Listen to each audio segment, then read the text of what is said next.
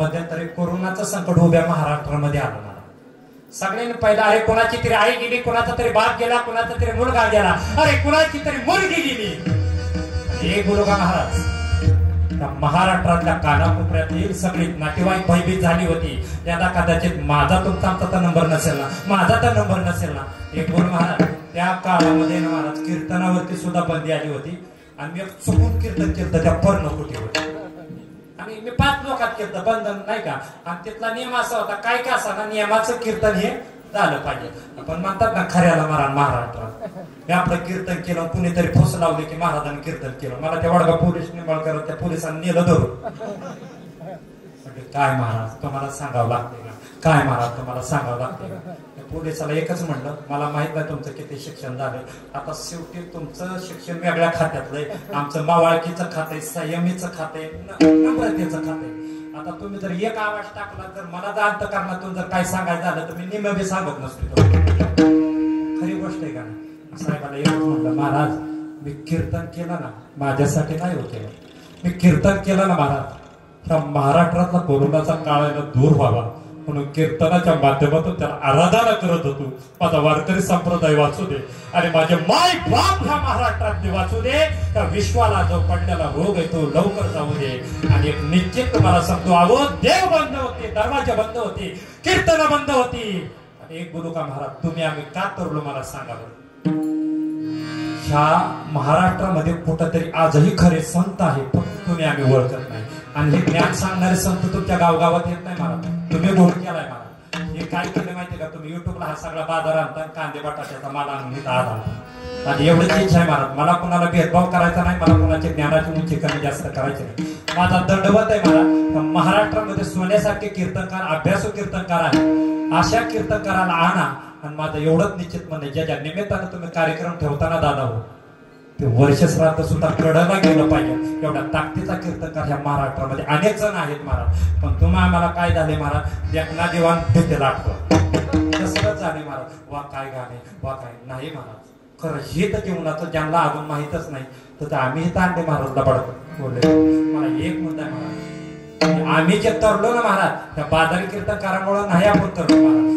आजही पहा आळंदीला जाऊन पहा संत जर तुम्हाला पाहिजे असेल तर पुरेकर बाबांचं कधी गेल्यावरती दर्शन पहा.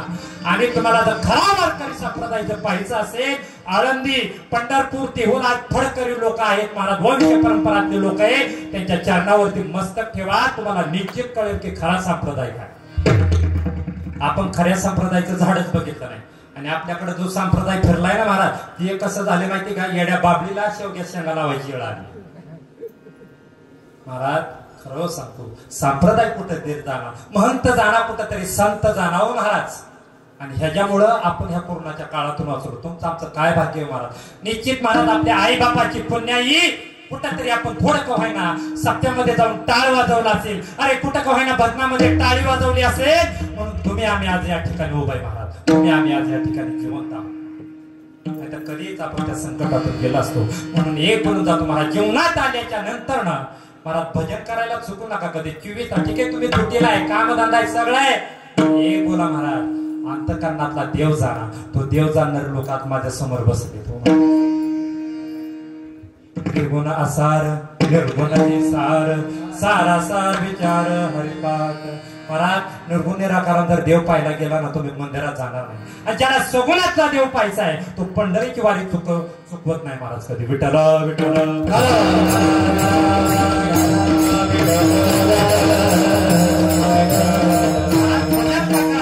महाराज नामस्मरण का करायचं महाराज तर का ते ह्या काळाच्या तावडीतून वाचण्याकरता. कारण काळ हा तुमच्या आमच्यावरती टपून आता एक बोलून मी स्वप्न जोरून आलो अनेक वळणं लागली असती तर त्या काळानं जर ठरवलं तर आज आकाश महाराजाला खड्ड्यात पडायचं. तू पाडू शकतो ना का पोचलो मी इथं. कारण माझ्या दिवसभरातला नित्यने म्हणा माझ्या दिवसभरातलं नामस्मरण मी ठेवलं नाही महाराज. उठल्या उठल्या मी काय बोलतो माहिती का महाराज. पांडुरंग हरी वासुदेव हरी किंवा नामदेव जनाबाई नामस्मरण करा. अरे सगळं काय त्याच्या हातात आहे. त्याच्या हातात तुरी तोडायची का नाही सगळं त्याच्या हातात आहे महाराज. आणि महाराज आणि काळ काय करतो प्रत्येक वळणावरती टपून बसेल.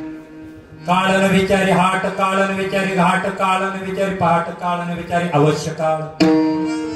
काळावरती अनेक प्रमाणात येता येतील साधू संतांचे, पण एक सांगून जातो, त्या मराठवाड्याकडे जर पाहिलं ना महाराज, दगड उचलला की कीर्तन काढे मराठवाड्यात. आता आपल्या महाराष्ट्रामध्ये सुद्धा तीच स्थिती व्हायला लागली. मी तर म्हणतो तिकडे दगड उचलल्यावर कीर्तन करा, अजून तर 5 वर्षांनी यांचा कीर्तन करा होत्यात का काय माहिती. येतच खूप वाढले हो महाराज, खूप वाढले. 2007 मध्ये आम्ही बघत होतो ठराविक कीर्तनकार होते या तालुक्यातून. म्हणत नाही तुम्ही कीर्तन करू नका, निश्चित करा महाराज. आळंदीला जा, फडकरीची नेम परंपरा ठेवा, जीवनामधला पहिला अभ्यास पूर्ण करा, मग तुम्ही उभा राहा. निश्चित आमचा तुम्हाला दंडवत आहे महाराज. वारकरी संप्रदाय कधी कोणाचा भेदभाव करत नाही महाराज. निश्चित अनुभव घ्या महाराज. मला मुद्दा एवढा सांगायचा आहे, तर त्या विदर्भामध्ये कीर्तनकार कमी पण ज्ञानी कीर्तनकार एक नाव सांगून जातो, संजय महाराज पाचपूर. आणि दुसरी गोष्ट सांगून जातो, आपला जो विषय काळ चाललाय ना महाराज, तर तिकडं एक स्वच्छता अभियानामध्ये गाडगे महाराज होऊन गेले आणि एक राष्ट्रीय संत तुकडोजी महाराज होऊन गेले. जो आपला विषय काळ चाललाय त्या काळावरती एक दोहा आला महाराज. दिन 4 घड़ी काजीना दुनिया है मुसाफिर खाना, लाख करोड़ आए कोटि कोटि खत्म हुआ है, बस यही चलाएगा ना दुनिया है मुसाफिर खाना. राष्ट्रीय संत तुकडोजी महाराज म्हणतात, लाख करोड लोक येतील आणि कोटी कोटी लोक वाहून जातील महाराज. म्हणून महाराज योग्य वेळेला भजन करा, कारण हा देह कसा आहे माहिती, माझ्या सहित आणि तुम्ही बसणाऱ्या सहित एक ना एक दिवस जाणार आहे. देह जाणारो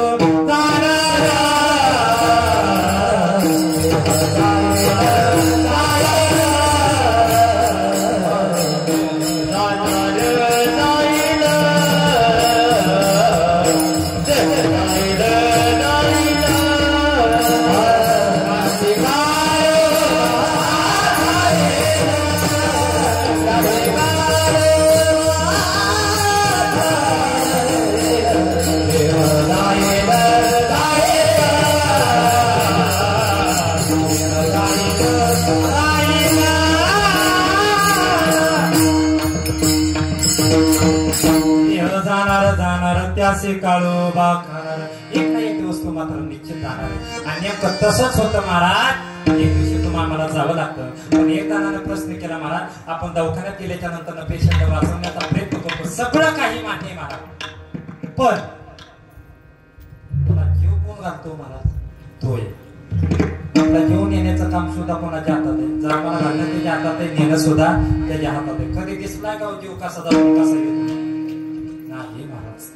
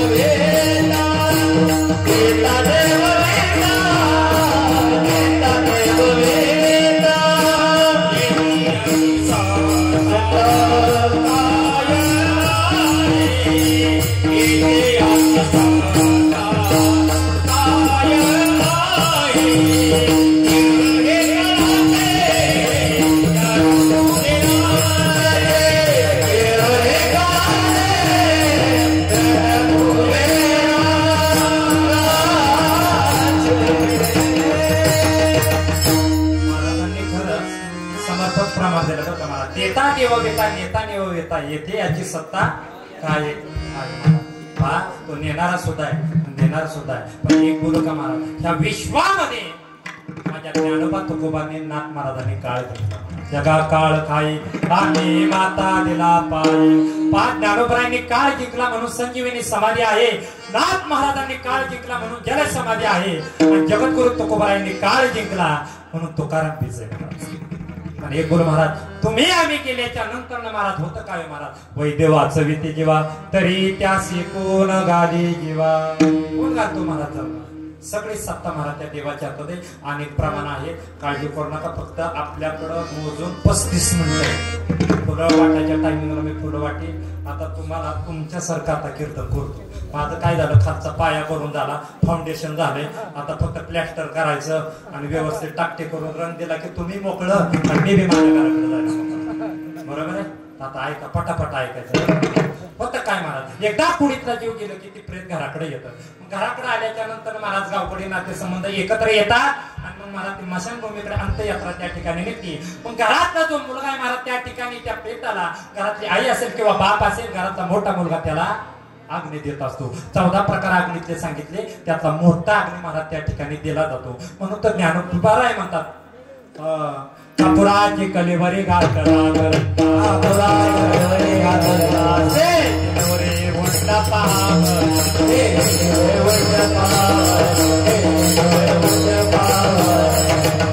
किंवा कापुराच्या वाती उजळलेल्या ज्योतिषाईचं समाप्ती झाली त्याची. एकदा का कापराचा अग्नीचा संबंध आला की देह नाहीच होतो. म्हणून नरहरी महाराज म्हटले विठ्ठल विठ्ठल होय शरीराची माती. पण एक गुरु एक जणाला अंकार झाला होता. म्हटले अरे मी देवाची भक्ती करू शकतो मी देवामध्ये राहू शकतो. अरे देव माझ्या उशा पायथ्याला आहे. आणि एक गुरु महाराज ह्या जगात तुम्ही किती श्रीमंत असाल किती देवाचे जरी जवळचे असले तरी एक ना एक दिवस मात्र प्रत्येकाला जावं लागणार आहे. एका माणसाला अंकार जाता महाराज. तुम्हाला माहिती का त्याचं कुटुंब आता सगळं शांत सगळं आता जागेवर. आता ऐका एका राजाला 80,000 बायका होत्या. नाही ऐकलं का किती 80,000. तिथे एक भेट मुश्किल झाले 2025 मध्ये. तर त्या बाबाला 80,000 त्याला 1 लाख पोरं होती. किती 1 लाख पोरं 1.25 लाख नातू. आणि एक बोलू का तू एवढा शक्तिशाली होता एवढा वितंडवादी होता. त्याचे पोरग एवढं विचित्र होतं म्हणतात त्याच्या त्या प्रस्थ नावाच्या पोरांना जांभळी जर दिली ना जो यम तुम्हाला आणि मला जो न्यायला येणार आहे ना त्या प्रस्थ नावाच्या पोराला जर निश्चित जांभळी दिली तर त्या यमाला 3 दिवस ताप घेत होता. म्हणजे यम सुद्धा त्याच्या घराकडे लवकर फिरकत. अहो यमाचं तर जाऊ द्या पण माणसं सुद्धा त्याच्या नादाला लागत नव्हती. इलेक्शन जर आलं ना महाराज त्याच्या विरोधातच फॉर्म नसायचा कोणाचा. ती म्हटली ही नुसतं आपल्याला चिमट्यात मारेल चिमट्यात त्याच्या कोणी नादाला लागाव नाही का महाराज. आणि एक बोलू का महाराज 80,000 पत्न्यांपैकी एक पत्नी तेजस्विनी होती. तेजस्विनीचा अर्थ काय कळतो का तुम्हाला. तेजस्विनी म्हणजे नुसती पावडर लावणं मेकअप करणं ब्युटी पार्लर मध्ये जाऊन धुवून घेणं चेहरा त्याला तेजस्विनी म्हणत नाही. भगवंताचं नाम चिंतन केलं की चेहऱ्याला तेज येतं. काय येतं महाराज. आता तुम्हाला काय वाटतं की आम्ही काजू बदाम खाल्ल्यावर केवढं चांगलं दिसतो काय वाटतं तुम्हाला. नाही महाराज भगवंताचं नामस्मरण करत राहिलं ना की चेहऱ्याला तेज येतं. बघा इथं कितीतरी पोरं काय काय गुटगुटी माणसं बी गुटगुटी स्वतः सुद्धा देत नाही बघा. सगळेच चांगले महाराज. पण मला एक सांगा आता मला फेटा बांधायचा झाल्यावर मला सुद्धा 50 वेळा आरशात बघावं लागतं. ते बरोबर आले का इकडं पोर गेली का तिरकी गेली का मध आली का नाही तर एखादा फडाचा वारकरी आला की हा ह्याची तिरकी पोर होती. मग ते गावातलं कोणीतरी म्हणायचं नाही ते इकडं होती तिकडं होती नाही का. लय बार काही लोक बघतात महाराज एकमेकांना लय बार पण एक बोलू का मंदोदरी अशी होती तिने फक्त रामप्रभूचं भजन केलं आणि त्या मंदोदरीच्या मालकाचं नाव होतं लंकेचा रावण राजा. म्हणजे तुम्हाला कळालं मी कोणाची गोष्ट सांगतोय बरोबर आहे. मग तेजस्विनी अजून ह्याचा अर्थ काय हो महाराज अजून थोडं सांगा. आता बघा आता उन्हाचा तडाखा सगळीकडे चाललेला आहे बरोबर आहे. आता वाढत चालले हळूहळू हळू. पुढच्या महिन्यात बसू का नको असंच होईल महाराज. आम्हाला पुढच्या महिन्यातली कीर्तन आहे ना 12 वाजून 1 मिनिटाने सोडावं लागतात. मी आजचं बी म्हटलं 12 वाजून 1 मिनिटाने सोडू पण ते त्यांना सगळं माहिती ह्याचं फाउंडेशन ते बागला उभा करायला बराच वेळ जातो म्हटले महाराज. आणि कसं आहे महाराज गरुडा पुराणामध्ये वर्णन आलेलं आहे फुल हे 12:15च्या आसपास टाकलं तरी त्याच्यामुळे तुम्हाला कमी वेळात चांगलं द्यायला तुम्ही प्रयत्न करणार. तेजस्विनीचा दुसरा अर्थ आहे का बघा. चैत्राचा महिन्याचा समजा आता उन्हाळा कडक आहे समजा अंगणामध्ये एखादं झाड वाढलेलं आहे बरोबर. आणि रावणाची धर्मपत्नी म्हणजे मंदोदरी ती जर ती वाळलेल्या झाडापासून जर गेली ना महाराज, वाळलेल्या झाडापासून, तर तिच्या शरीराच्या सुगंधानं ते मेलेलं झाड जिवंत व्हायचं, त्याला काया लागायच्या आणि पुन्हा टवटवीत व्हायची. कोणाचं सांगतो या? कोणाचं सांगितलं? मंदोदरीचं सांगितलं. हे आपल्या मंदोदरीचं नवं बरं का, जगाचं जाऊ द्या, मला तिच्यापासून अनुभव आला तिचं सांगतो. आता मी अनेक वेळा निराबारामध्ये त्याच्या रोडनं त्या डांबरीवरून गेलो असेल टू व्हीलरने बरं का, पण एक खरं वळ सांगतो बघा, सत्य सांगतो मी, खोटं कधी बोलत नाही. मला माझ्या बायकोकडे बघून साधी येड्या बाबळीची सुद्धा शेण कधी हल्ली. तेजस्वी कशामुळं प्राप्त झालो मला, आम्ही मेकअप केला. मी तर खरंच सांगतो ना, तर तसलं लावून आहे माणसाला, ते क्रीमा वगैरे वगैरे काय त्याच्यात खरं नाही. तुम्हाला माहितीये का ते कशापासून बनतं, कशापासून बनतं माहितीये का? तरी म्हणजे मी ऐकलंय बरं का, हा मी ऐकलंय. म्हणून ते काय म्हणतात माहिती का, जे तोंडाला लावायचे जे क्रीम आहेत ना, ते अमेरिकेला त्याची कंपनी म्हणतात त्याच्यात शिंबूड टाकल्याशिवाय ती क्रीम बनवते.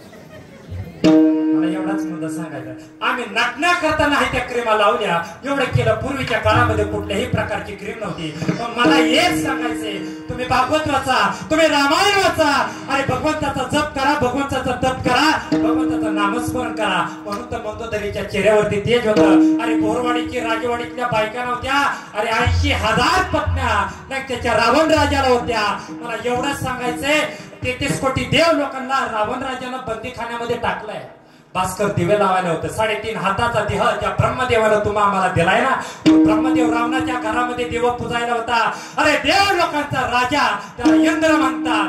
आणि ब्रह्मदेवाच्या रावणाच्या घरातली देवपूजा झाल्याच्या नंतर न हार घालण्याचं काम इंद्र करत होता महाराज. हो, आता तुम्ही म्हणताल यम काय करत होता? यमाचा तर येच रो नका, असं शांत बसायचं, पण कुणाकडे बघत नसायचा. उशा पायथ्याला रावणाच्या देव लोक होती, सगळे लोक होती, पण एक गुरु महाराज केवळ अहंकार झाला रावणाला. आणि एक दिवशी अहंकाराला रामाच्या हातून मरण आलं, त्याला जावं लागलं. 6व्या क्रमांकाच्या नारदाला कळालं, नारायण नारायण. महाराज आई साहेबांनी हिरवं पातळ नेसलेले आडवं कुंकू तिलक लिहिलेलं आहे. मंदोदरी आई साहेब सती जायला निघाली आणि नारद महर्षी तिथं गेले. म्हटले मी ऐकलं ते खरंय. म्हटले माझे पती, मी त्यांच्याबद्दल खोटं कसं बोलू? म्हटलं कुठे? म्हणजे आत्ताच त्यांची अंत्ययात्रा शौर्य नदीच्या काठाला गेलेली आहे.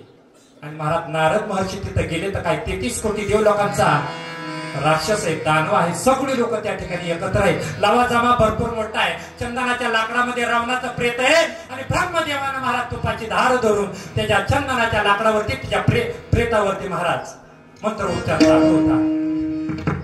एवं सतत युक्ताय भक्ता संपर्युपासते चापेक्षरम व्यक्तम तिचा योग विद्रमा.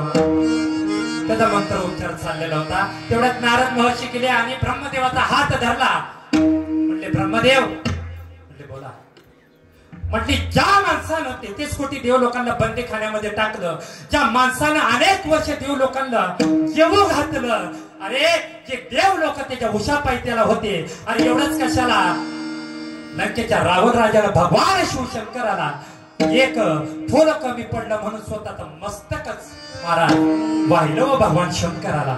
तरी सुद्धा एवढी देव लोक जवळ असून सुद्धा शंकराचे एकनिष्ठ लंकेचे रावण राजे भक्त असताना सुद्धा लंकेचा रावण राजा जाऊ कसा शकतो? त्यावेळेला ब्रह्मदेवाचं समर्पक उत्तर ऐका. अरे या जगात कुणी जरी देवाची भक्ती करणारा श्रेष्ठ जरी असला, अरे देवाच्या पिंडीवरती मस्तक जरी वाहणारा असला, तर एक लक्षात ठेवा, जो जीव जन्माला येतोय त्याला एक ना एक दिवस जावं लागतंय.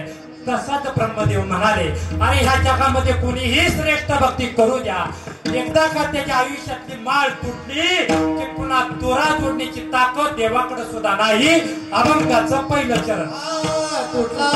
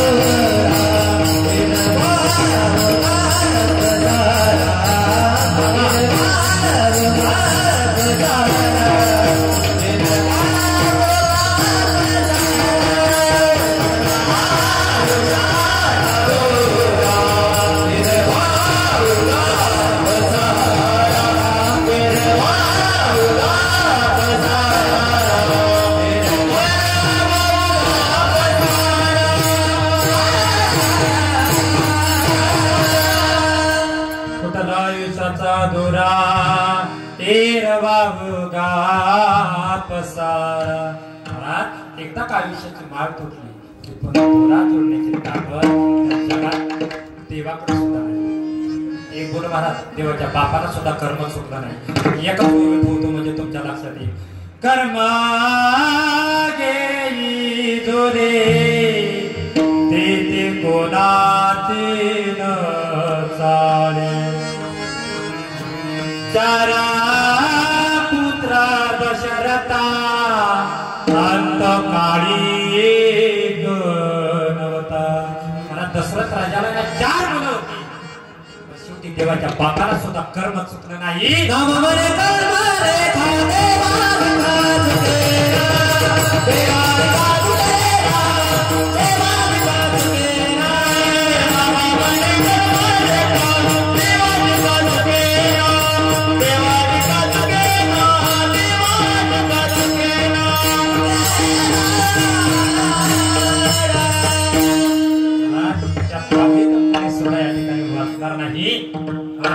प्रत्येक जणाला महाराज त्या विळख्यामध्ये जावं लागणार आहे. विठ्ठल विठ्ठल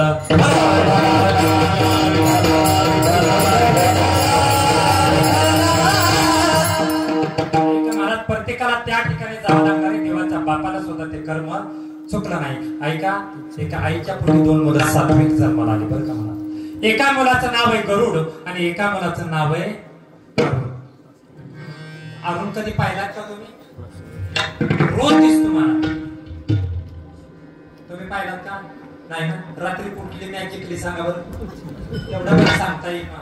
ऐका जेणे सूर्योदय होण्याच्या अगोदरची काजळी येते ना महाराज सकाळी. आता जे लोक समजा 5ला म्हणजे असं नाही का दिवस उगवण्याच्या टायमिंगला जो प्रहर जो दिसतो ना महाराज त्याला अरुण म्हणतात. आता त्याला काकड्या सुद्धा प्रमाण आले. आपला वेळ झालाय प्रमाणावर जायचं सगळं म्हणून थोडस आवर्त घेतो कारण उन्हाचा तडाखा आहे म्हणून आपल्याला 12:15 सगळं उरकायचंय. तर ऐका 2 मुलं सात्विक जन्माला आली होती. एक मुलगा भगवान विष्णूच्या सेवेमध्ये होता. म्हणजे काय करत होता? गरुड काय करायचा? अखेर कोट ब्रह्मांड नायक तो ह्या जगाचा मालक चालक आहे. त्याला पाठीवरती बसवायचा आणि देव जिथं चल जिथं थांब म्हणायचा.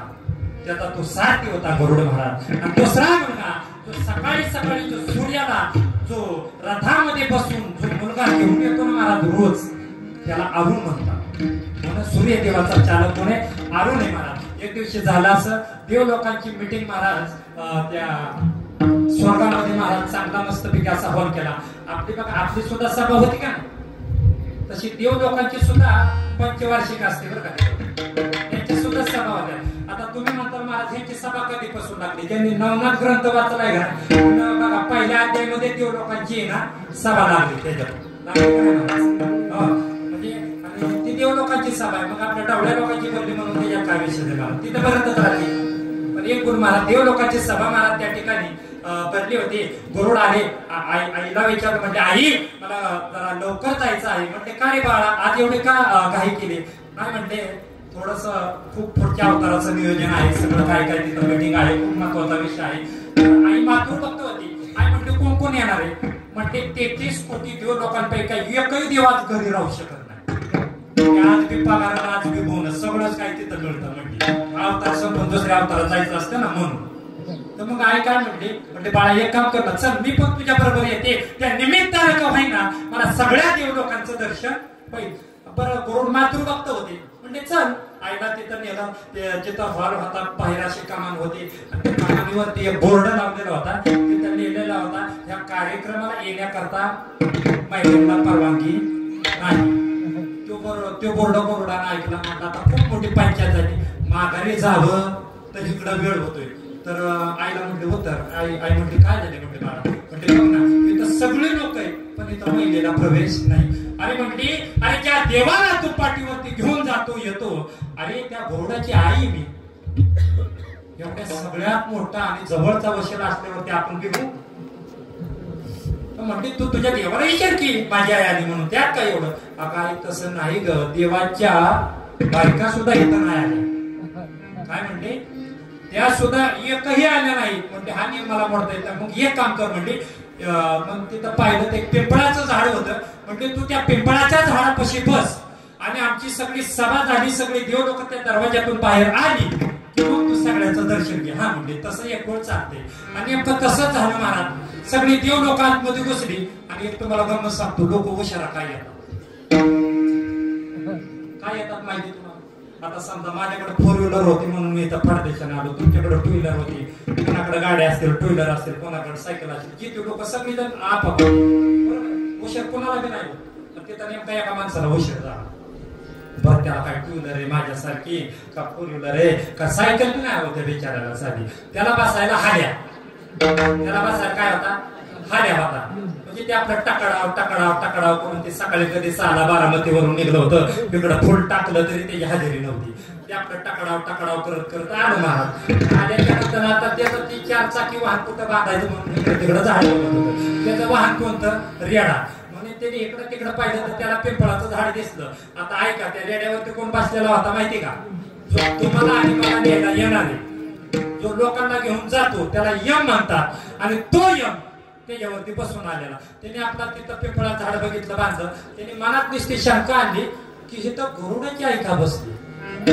आणि त्या यमानं काय केलं, स्मित हास्य केलं. कुणाकडे बघून, गरुडाच्या आईकडे. तिथं आपल्या मार्गी गेलं आणि गरुडाच्या आईला जसं यम बघून तिच्याकडे हसलं का तसं घाम फुटायला लागला.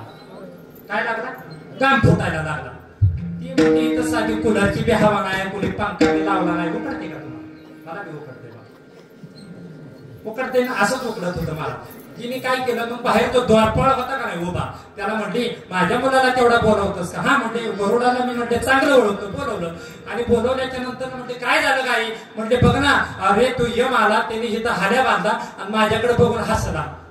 आता एवढं म्हटल्याच्या नंतर ना त्या गरुडानं बाहेर सारायला मागं सुरुवात केली. तुम्हाला माहिती का काही लोकांना बाहेर सारायचा का नाद असतो, तावापासून सुरुवात झाली. बरं का आता नीट ऐका, कॉलर कुठून पकडायला सुरुवात झाली, बाया मागे सारायला नाद कधीपासून लोकांना चाललं. ऐका त्याने बाया म्हटला माझ्या इकडे बघून तो एवढे हसला, म्हटला ते एवढ्या आताच्या आता बघतो. म्हटलं आई काय म्हणते, अरे बाळा तू नुसता हसलाय मला, तू माझ्याशी काय बोलला नाही. आणि एक शास्त्र बोलू का मला, पुरुषानं पुरुषांच्यात हसलं तरी चालते, महिलानं महिलांच्यात हसलं तरी चालते, पण एक शास्त्र आहे महाराज, स्त्रियांनी कधी पुरुषाकडे बघून हसायचं नसतं आणि पुरुषांनी कधी स्त्रियांकडे बघून हसायचं नसतं.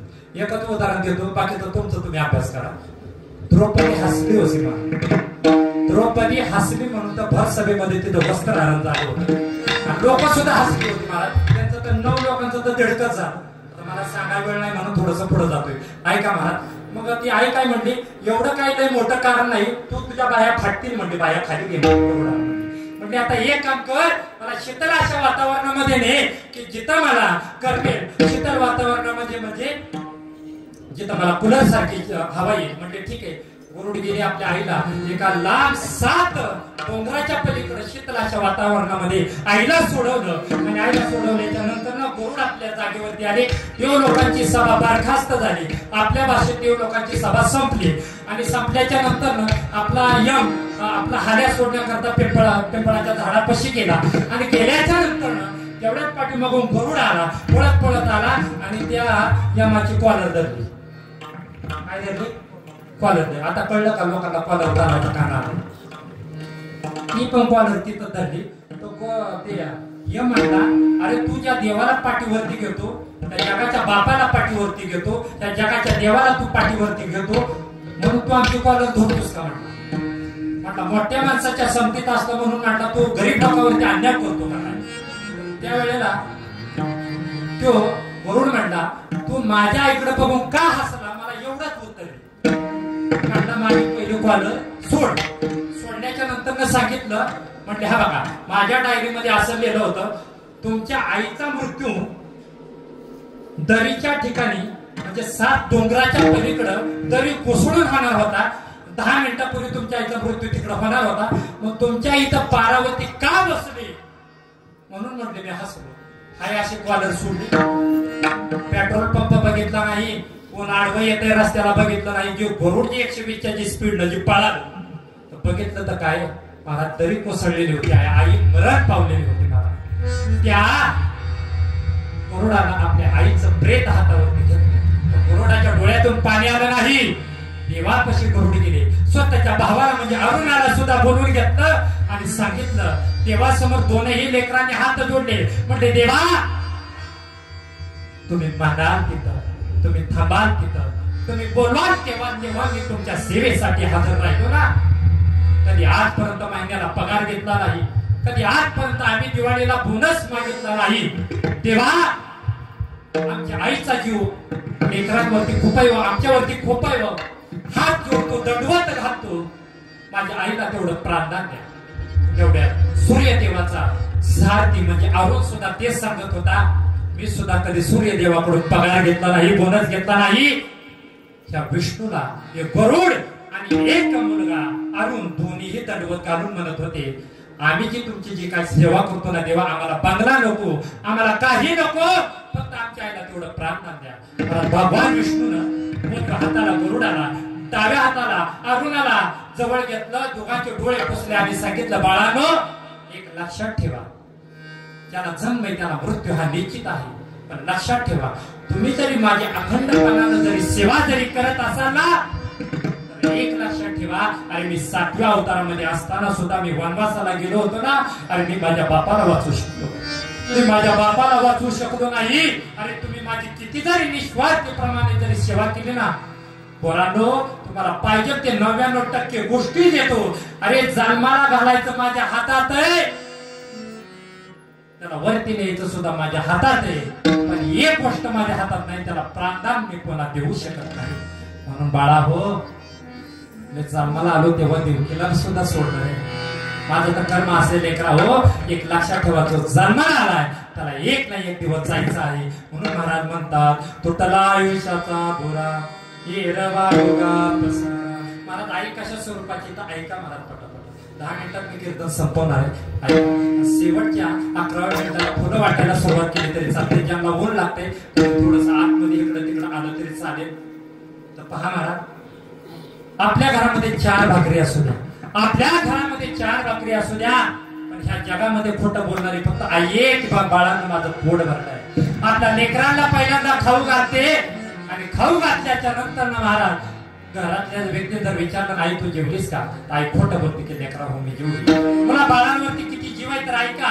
एक पोरग थंडीमध्ये भिजून आलं, मला ओला चिंब झालं, पावसामध्ये भिजून आलं, ओला चिंब झालं, ते मुलगा दरवाजामध्ये आला आणि आल्याच्या नंतर बापानं खाटावरनं पाहिलं की पोरग मुद्दाम पावसामध्ये भिजून आले. बापानं तिथूनच दराडा फेकला, अरे का त्या तुला पावसात भिजायचं होतं, बाहेर थांबायचं ना, घरात कशाला येतो. घरातली जी चिवताई होती ना तिने सुद्धा थोडीशी भर घातली, म्हणजे बाबा मुद्दामन भिजून आलाय, मुद्दामन त्याचा अधिकार असतो ना, राखी पौर्णिमेला भेजेला नाही, तिने थोडस चिवटलं, म्हणजे मुद्दामन भिजून आलाय. मुद्दाम का दोघांची मतभेद झाली का, आपलं लेकरू भेटलेलं फक्त आपल्या आईला कळलं होतं. आईनं किचन वाट्यामध्ये काम करत होती आणि त्या आईने काय केलं माहिती का, त्या दोघांचं संभाषण ऐकलं, हातामध्ये टावेल घेतला, दरवाजामधला जो पोरगा थंडीने कडकडतोय, जो मुलगा ओला चिंब झालेला आहे, त्या मुलाकडे आईनं पाहिलं आणि पाहिल्याच्या नंतर आईने दरवाजा उघडावा आणि आपल्या लेकराच्या डोक्यावरती टावेल ठेवला आणि टावेल ठेवल्याच्या नंतर त्या लेकराची केस पुसत पुसत पुसत पुसत काय म्हणते माहिती का, म्हणजे मेल्या मोठ्या पावसाला आत्ताच यायचं होतं का, माझा बाळ किती भिजला, माझा बाळ किती भिजला. एक गुरु महाराज त्या जगामध्ये ना तुम्हाला कुणी माफ करणार नाही. आपल्या हातून कितीही गुन्हे होऊ द्या, पण ह्या जगातलं न्यायालय, त्या जगातलं खरा न्याय देणार, त्या जगातलं खरं जर न्यायालय जर तुम्हा आम्हाला निस्वार्थीपणानं जर कोण माफ करत असेल ना, तर ह्या जगातली आई, ह्या जगातली मातेची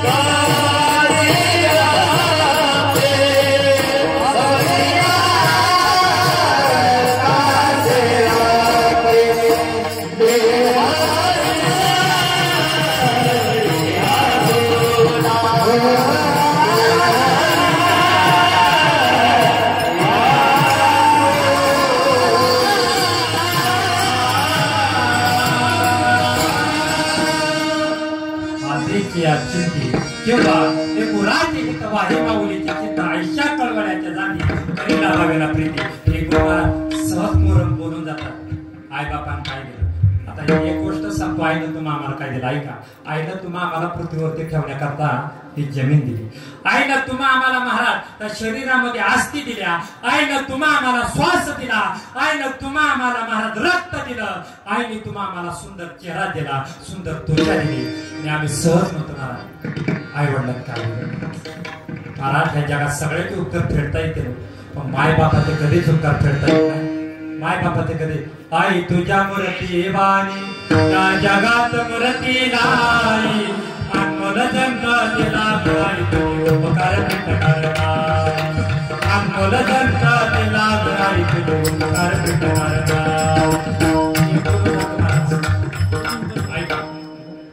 त्या जगात आपण आई बापाचे ना कधीच उपकार फेडू शकणार नाही.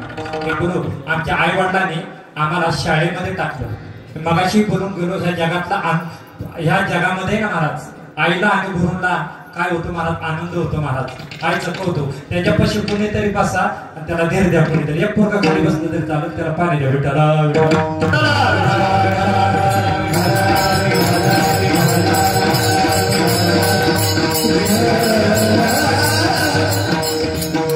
महाराज आमच्या आई वडिलांनी ना महाराज न्यू इंग्लिश स्कूल पांढर बसती त्या शाळेमध्ये टाकलं. त्या शाळेतला मी पहिला कीर्तनकार आहे. मला एक मुद्दा सांगायचा आहे माझा. आपल्या गुरूंनी दिलेलं जे प्रेम आहे, शिक्षकांनी जे दिलेलं प्रेम आहे, आई वडिलांनी दिलेलं जे प्रेम आहे, ते आपण कदापि या ठिकाणी विसरू शकत नाही. म्हणून जाता जाता तुम्हाला एक निश्चित सांगतो महाराज, त्या मायबापानं चांगल्याही शाळेत टाकलं. त्या मायबापानं माझा हात ज्ञानोबरांच्या हातात दिला. 2007 ते 12वी पर्यंत मी स्वतः तिथं शिक्षण घेतलं. पण ऐका ना, घरामध्ये होतं ना तोपर्यंत आई काळजी करायची बरं का. हे करा, हे का, अमुक तमुक कर. एक बोलू महाराज, आता हे माझे गुरुबंधू आहे.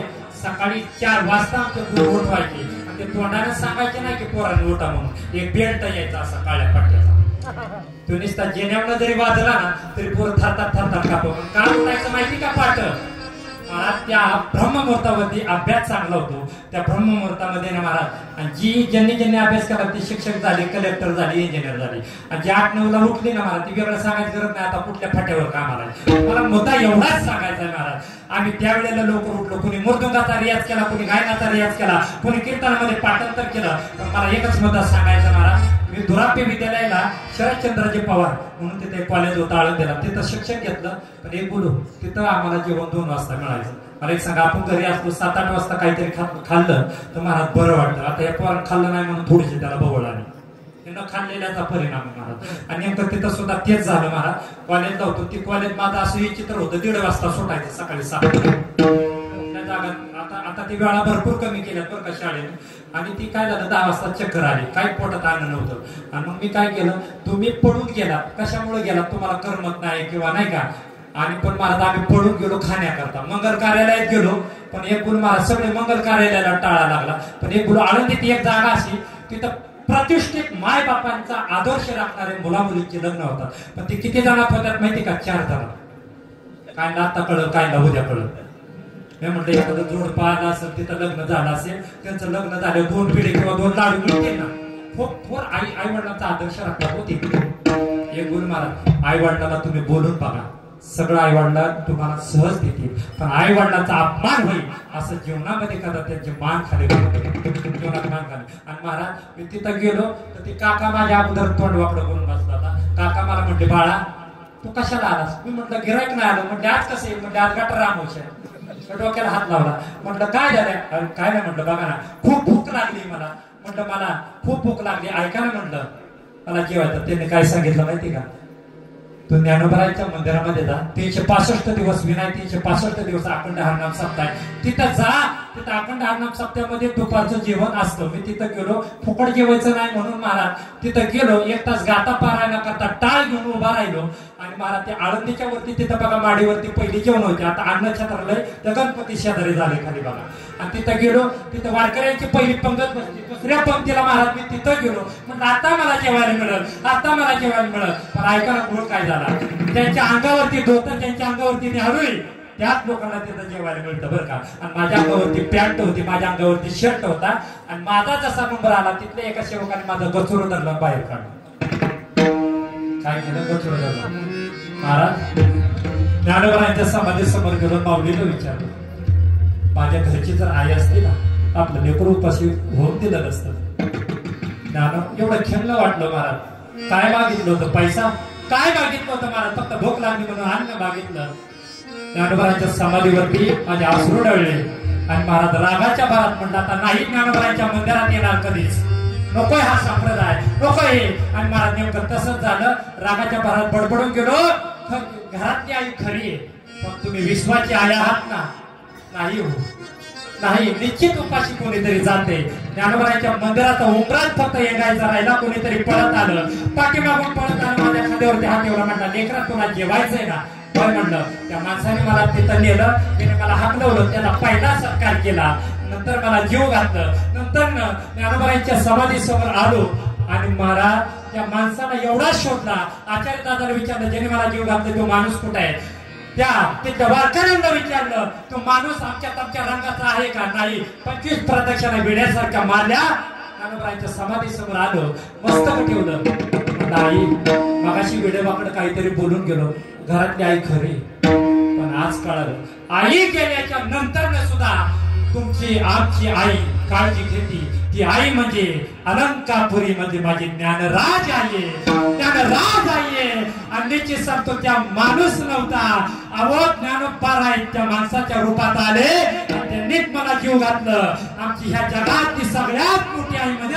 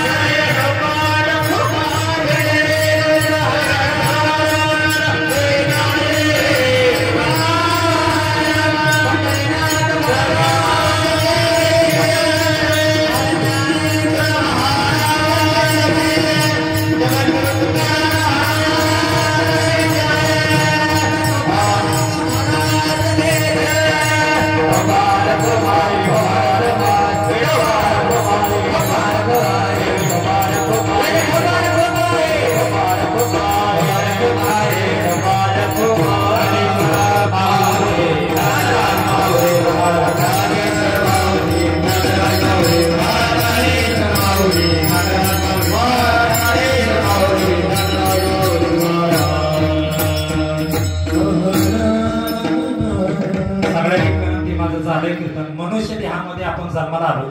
खरंच आई वडिलांची पुण्य आहे म्हणून या ठिकाणी संप्रदायाची मांदियाळी आज या ठिकाणी तयार झाली. आणि निश्चितच सांगतो महाराज, मनुष्य म्हणून जन्माला आला असताल तुम्ही संसाराकरता अनेक पैसा कमावला असेल, संसाराकरता झटला असेल, पण एक मनुष्य ध्यान जाणीव ठेवा की अरे त्याच्याकरता आपण का करू नये, त्याच्याकरता आपण का करू नये. म्हणून सगळ्याला एक विनंती, सगळ्यांनी हात वर करा पटापटा, म्हणजे तुम्हाला पुढच्या महिन्यात जास्त ऊन लागणार नाही, जास्त त्रास होणार नाही, तुमच्यावरती कधी संकट येणार नाही. तुमच्या घरात उंबरात सोन्याचा जर का करायचा असेल, अरे भक्तीच्या तर भगवान देवाचं नामस्मरण केल्याशिवाय येस नाही हो.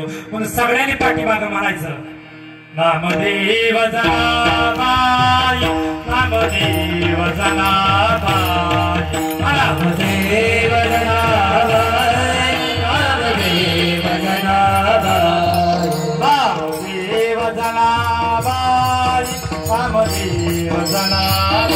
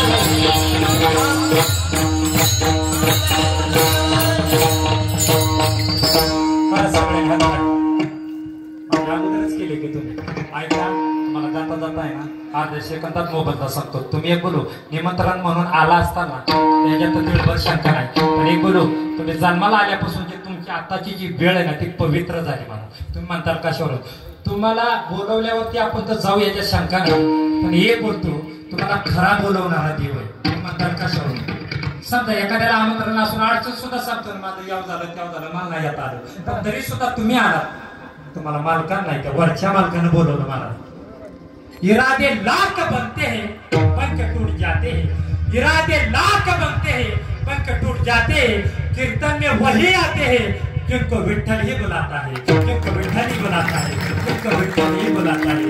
एक अभंग होईल, अभंग झाला की मला या ठिकाणी फुलं पडतील. मला पडलं चला आम्ही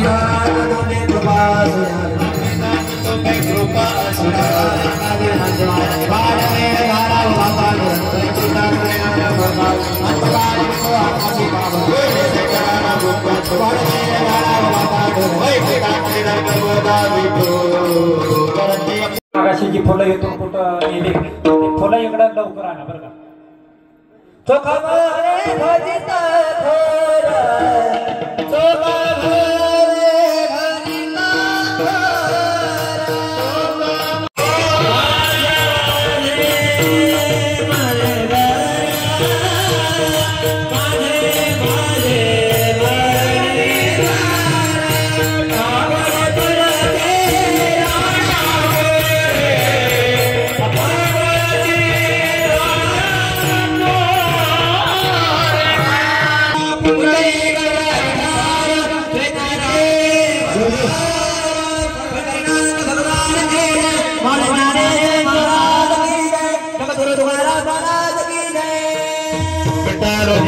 Pero